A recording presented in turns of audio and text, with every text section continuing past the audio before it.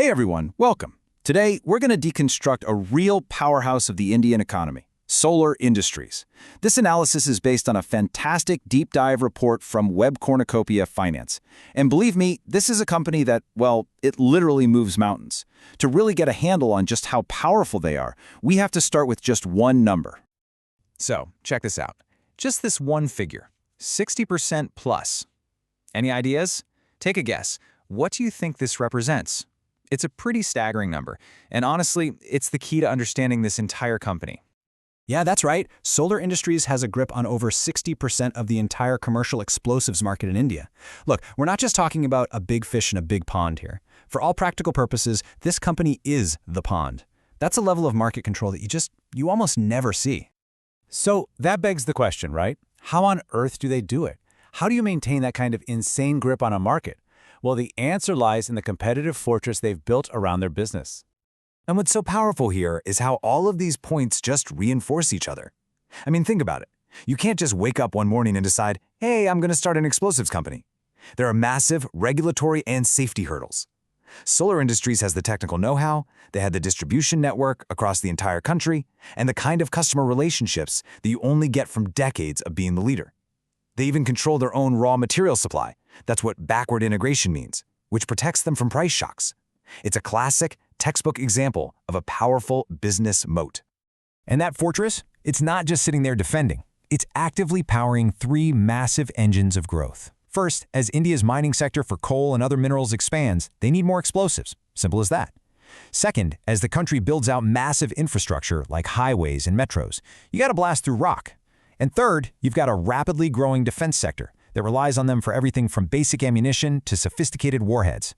Solar Industries is plugged directly into the very core of India's growth story. So it probably won't surprise you that all this market dominance and these huge growth drivers, well, they translate into some truly spectacular financial numbers.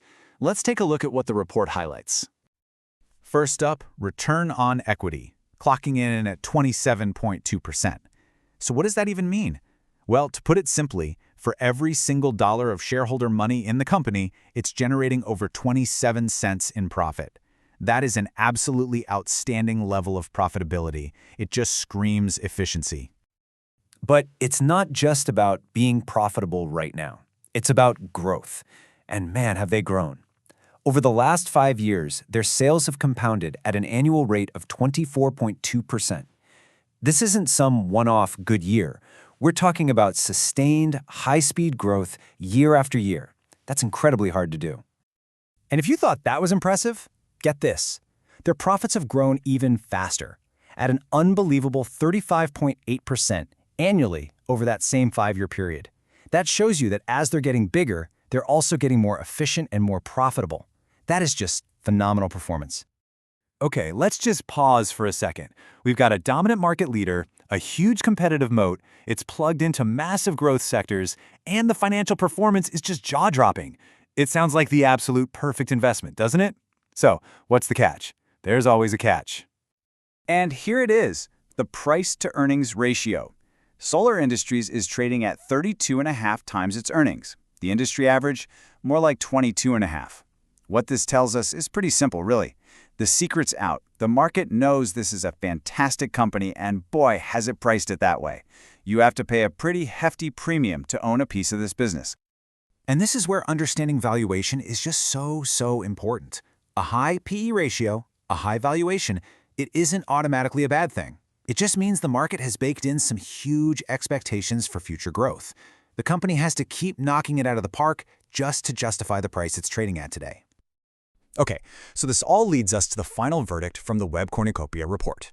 How do you weigh this incredible, high-quality business against that really high price tag? So the report uses this thing called a discounted cash flow analysis. It's basically a fancy way of trying to figure out what a company's worth today based on all the cash it's going to make in the future. And it makes this situation crystal clear.